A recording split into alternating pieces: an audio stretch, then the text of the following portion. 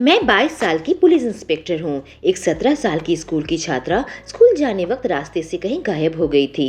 उसके बाद वो लड़की बिना कपड़ों के जंगल में मिली थी। पूरे शहर में इस न्यूज़ ने तहलका मचा दिया था। मुझे यह केस सौंपा गया, लेकिन उसके बाद के बाद एक लड़कियां गायब होती गई। एक रात मैं उस जंगल में छुप गई और वहाँ का नज़ारा देखकर मेरे रोंगटे खड़े हो गए, क्योंकि वहाँ पर मेरा नाम डिम्पल है और मैं पुलिस इंस्पेक्टर हूँ। 22 साल की उम्र में मेरी पोस्टिंग रामनगर में हो गई थी। बहुत ही छोटा सा और शांति भरा शहर था और शहर के चारों ओर घना जंगल था। मुझे लगा इस शहर में मेरी पोस्टिंग आराम से कट जाएगी, तो मैं रहने के लिए एक अच्छा सा घर ले लिया था। 2 मंजिला मकान था। नीचे मकान मालिक रहते थे और ऊपर मैं रहती थी। मकान मालिक अपनी पत्नी और अपनी 17 साल की बेटी कोमल के साथ रहते थे।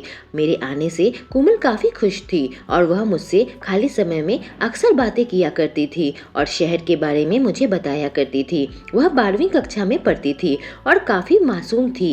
एक रात मैं काम से वापस आ रही थी तो मैंने देखा कोमल दरवाजे के बाहर बैठकर आंसू बहा रही है, पर जैसे ही मैं सामने आई तो वह अपने आंसू पोंछने लगी। मुझे लगा कि हर वक्त ये जो लड़की हंसती खेलती रहती है, आखिर वह क्यों रो रही है, पर शायद अपनी परेशानी मुझे नहीं बताना चाहती थी, इसी वजह से वह उसे छुपाने लगी। मैंने उस वक्त उससे कुछ पूछना सही नहीं समझा और अपने कमरे में चली गई। पर अगली सुबह जब मैं काम के लिए निकली थी तो मैंने देखा कोमल रास्ते में किसी लड़के के साथ झगड़ा कर रही है। वह लड़का शायद उसी के क्लास में होगा और वह भी काफी भड़का हुआ था। मैंने अपना जीप रोका और उसके पास चली गई। मैं कोमल की तरफ देखकर कहा, कोमल सब ठीक तो है ना, तुम्हें कोई परेशानी तो नहीं है? पर कोमल ने मुस्कुरा कर कहा, नहीं डिम्पल दी, सब ठीक है, यह मेरे क्लास में ही पढ़ता है, इसका नाम सुमित है। दरअसल पढ़ाई को लेकर ही हमारा कुछ डिबेट चल रहा था। जब उसने कुछ परेशानी नहीं बताई तो मैं क्या कर सकती थी। मैं अपनी जीप लेकर सीधे ऑफिस में चली गई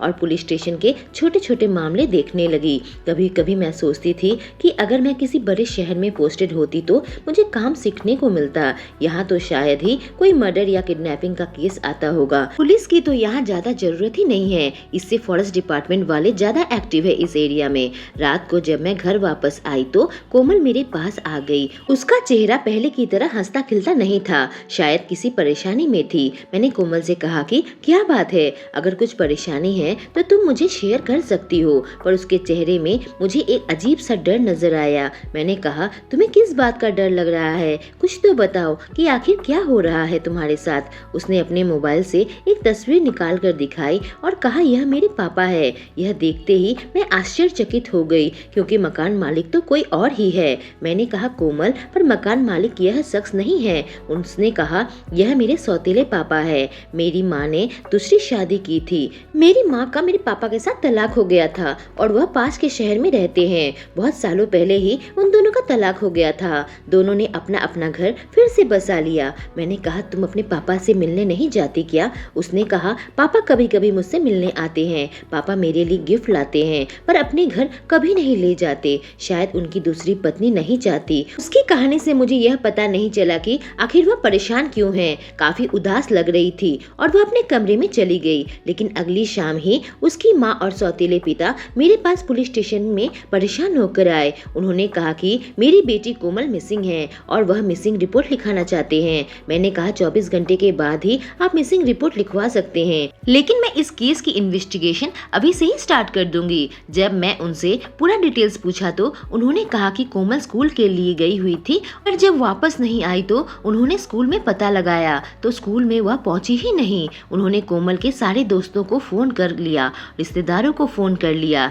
पर वह कहीं भी नहीं है। वह मेरे मकान मालिक की बेटी थी, इसी वजह से मैंने उनकी रिपोर्ट तो दर्ज नहीं करवाई और कहा कि आप 24 घंटे के बाद आकर रिपोर्ट करना, पर मैं उसे आज से ही ढूंढना चालू कर देती हूँ। मैं कोमल की कुछ तस्वीरें ले ली और एक टीम बनाकर हम लोग उसे ढूंढने निकले। घर से स्कूल जाने का रास्ता हमने छान मारा। कोमल साइकिल से गई थी तो उसकी साइकिल कहाँ है? वह काफी परेशान लग रही थी। एक दिन मैंने उसे रोते हुए देखा था और दूसरे दिन सुमित नाम के लड़के से झगड़ा करते हुए देखा था। सुमित का पता लगवाकर मैं सुमित के घर पर पहुंच गई और कोमल के बारे में पूछताछ करने लगी, पर वह लड़का काफी डरा हुआ और घबराया हुआ सा था। ऐसा लग रहा था कि वह झूठ बोल रहा है, जरूर कुछ न कुछ जानता है कोमल के बारे में। अगले ही दिन कुछ लोगों ने खबर दिया कि जंगल के पास एक साइकिल साइकिल और एक लड़की की बैग मिली है।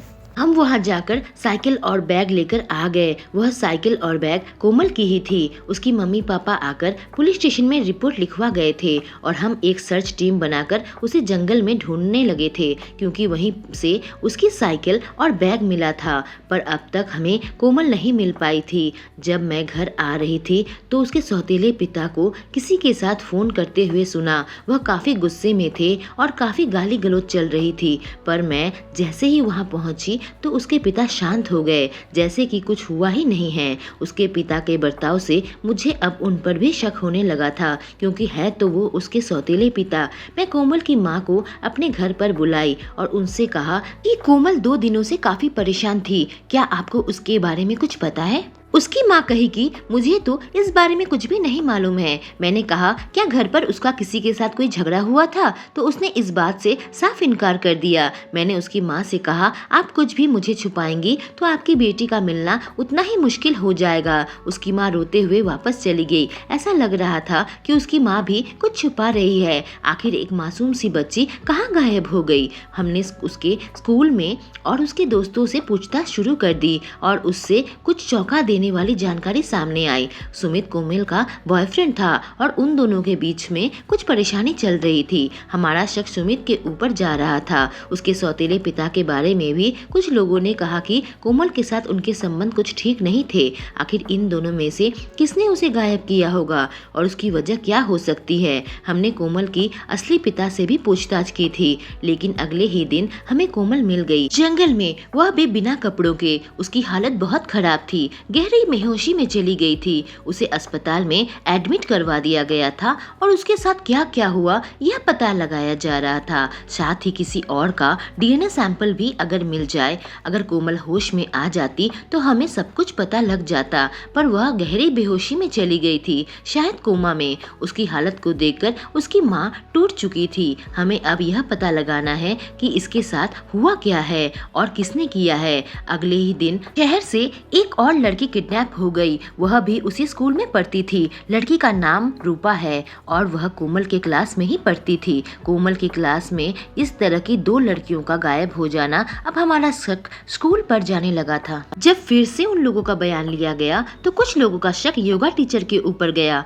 उनका कहना था कि योगा टीचर कम उम्र की लड़कियों पर बुरी नजर रखता है। हमने योगा टीचर के पुराने रिकॉर्ड्स चेक किया तो उसके नाम पर पहले ही एक केस दर्ज था। किसी लड़की के साथ छेड़खानी का मामला था। हमने उसे धर दबोचा और उसे गिरफ्तार कर लिया। उससे पूछताछ की, पर उसने उन लड़कियों की किडनैपिंग से साफ इनकार कर दिया। जब उन दोनों लड़कियों का किडनैपिंग हुई थी तो वह स्कूल में ही था। उसने यह साबित कर दिया था। हो सकता है किसी और से किडनैपिंग कराई हो। हमने उसे छोड़ दिया, पर उसके पीछे एक ऑफिसर लगा दिया था। रूपा के घर वालों से भी पूछताछ की जा रही थी। रूपा अभी भी लापता थी। मेरे ऊपर केस सॉल्व करने का काफी दबाव था, क्योंकि पब्लिक अब बहुत डर चुकी थी। लोग अपनी बेटियों को स्कूल नहीं भेजना चाहते थे। कई बच्चियों को तो उसके माँ बाप स्कूल में छोड़ आया करते थे। बच्चियों का इस तरह से गायब होना और उसे जंगल में ऐसे इस हाल में फेंक देना, शहर में काफी हलचल मच चुकी थी। मेरे ऊपर वाले ऑफिसर्स का बार बार फोन आ रहा था कि केस कहाँ तक बढ़ा और गिरफ्तारी क्यों नहीं हुई अभी तक। आखिरकार मैंने फैसला किया कि आज रात मैं जंगल में छुपकर देखूंगी कि वहाँ क्या होता है। अपने साथ कुछ सामान लेकर मैं जंगल की ओर चल पड़ी। मेरे पास अपनी रिवॉल्वर और एक टॉर्च था। जिस जगह पर हमें कोमल मिली थी मैं वहीं पर जाकर छुप गई थी। रात के अंधेरे में जंगल से अजीबोगरीब आवाज आ रही थी और मैं ठहरी अकेली लड़की। मुझे बहुत ही डर लग रहा था। कुछ ही देर में मुझे कदमों की आहट आने लगी। मैं दौड़ने लगी जिस ओर से आहट आ रही थी। मुझे यकीन था कि कुछ न कुछ खुलासा जरूर होगा। तभी उधर से मुझे किसी टॉर्च की रोशनी आई। मैं भागती हुई उस शख्स का पीछा कर रही थी जो आधी रात में जंगल में घूम रहा था। अचानक से मुझे किसी जानवर की आवाज आने लगी और कोई आया और मुझे पीछे से धक्का दिया। मैं बहुत जोर से जमीन पर गिर पड़ी। मैं फौरन अपनी रिवॉल्वर निकाली और उसकी तरफ पलटी। मेरे सामने एक फॉरेस्ट ऑफिसर खड़ा था। उसने कहा, मैडम गोली मत चलाइए, मैं फॉरेस्ट ऑफिसर हूँ। इतनी रात को इस जंगल में क्या कर रही है? यहाँ तेंदुआ आता है। मैंने किसी जंगली जानवर की आहट सुनी थी, इसलिए मैंने आपको धक्का दिया। गया। मैं खड़ी हुई और कही कि मैं लापता लड़कियों के मिसिंग केस की तहकीकात कर रही हूँ। इसी जंगल में एक लड़की मिली है और दूसरी लड़की की तलाश यहीं पर कर रही थी। पर आप इतनी रात को यहाँ क्या कर रहे हैं? उसने कहा, मैडम मेरी यह नाइट ड्यूटी है, मैं जंगल के दौरे में था। मैंने कहा, कल सुबह तुम पुलिस स्टेशन आ जाना। यह कहकर मैं वहाँ से चली गई। अगले दिन वह forest officer Rahman police station आ गया और मैं उन लड़कियों की तस्वीर दिखाकर पूछताछ करने लगी। इस केस से जुड़ी सभी सस्पेक्ट की तस्वीर मैं दिखाने लगी और पूछने लगी, इनमें से किसी को जंगल में देखा है या नहीं। उसने कहा, मैं रात में जब भी पहरा देता हूँ